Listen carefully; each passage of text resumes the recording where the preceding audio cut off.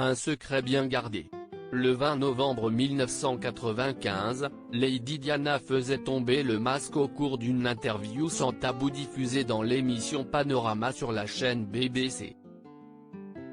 Face au journaliste Martin Bashir, qui était venu la rejoindre au palais de Kensington, la princesse des cœurs s'est confiée sans retenue pendant plusieurs heures au sujet de sa vie au sein de la famille royale d'Angleterre. Un enregistrement écourté puisque l'interview complète, disponible sur YouTube, dure moins d'une heure.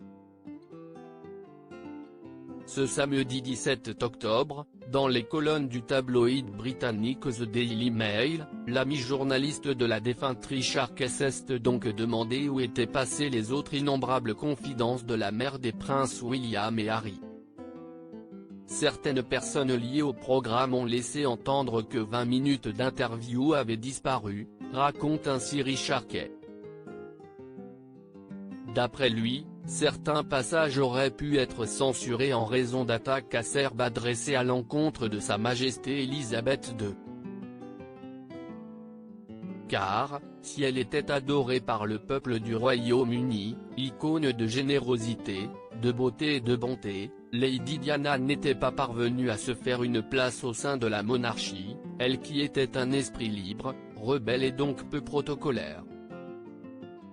Dans son interview Confession, la princesse de Galles aurait, selon les rumeurs, proféré de nombreuses critiques à l'encontre des membres de la firme, à commencer par la reine-mère, Elisabeth Bowes-Lyon, la mère de Sa Majesté Elisabeth II.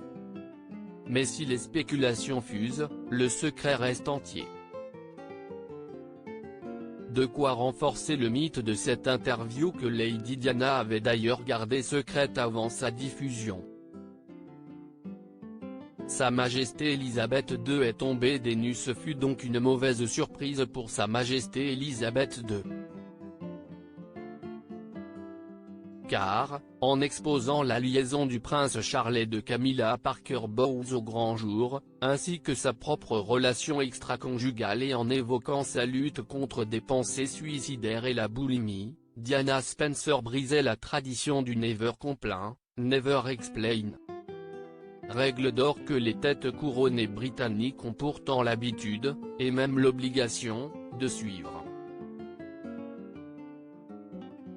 Richard R., ami de la reine, avait pu constater les dégâts de telles révélations.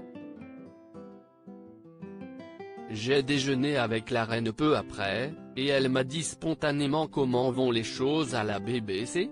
J'ai répondu plutôt bien, puis elle m'a dit affreuse chose à faire, affreuse chose que ma belle-fille ait faite, s'est ainsi remémoré le réalisateur. L'interview a eu l'effet d'un électrochoc. Sa Majesté Elisabeth II demandait à son fils aîné de divorcer de Lady Diana peu de temps après.